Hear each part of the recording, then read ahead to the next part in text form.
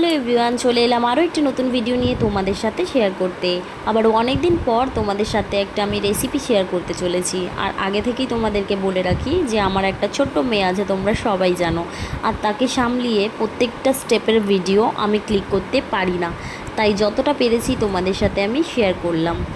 জানো, আজ আমি বাজার থেকে টাটকা ভোলা মাছ কিনে এনেছিলাম, আর বাড়িতেই আমার বেগুন ছিল, তাই ভাবলাম বেগুন দিয়েই ভোলা মাছের ঝালটা বানাবো। আর যেমন ভাবা তেমন কাজ। তাড়াতাড়ি করে মাছগুলো ভালো করে পরিষ্কার করে ধুয়ে নুন হলুদ মাখিয়ে মাছগুলো ভেজে নিলাম। আর যখন আমি মাছগুলো ভাজছিলাম সেই ফাঁকে বেগুনগুলো কেটে ধুয়ে পরিষ্কার করে নিয়েছিলাম। সাথে মশলাটাও বেটে নিলাম। মশলার মধ্যে আমি সর্ষে আর পোস্ত ইউজ করেছি, সঙ্গে নুন হলুদ আর জিরের গুঁড়ো। মাছ ভাজার পর যে তেল ছিল তাতে কালো জিরে কাঁচা লঙ্কা ফোড়ন দিয়ে আগে থেকে বেটে রাখা সর্ষে পোস্ত, নুন হলুদ জিরের গুঁড়ো দিয়ে ভালো করে ভেজে নিয়ে বেগুন দেব। বেগুন দিয়ে কষিয়ে জল দিয়ে কিছুক্ষণ আমি ঢেকে রান্না করব।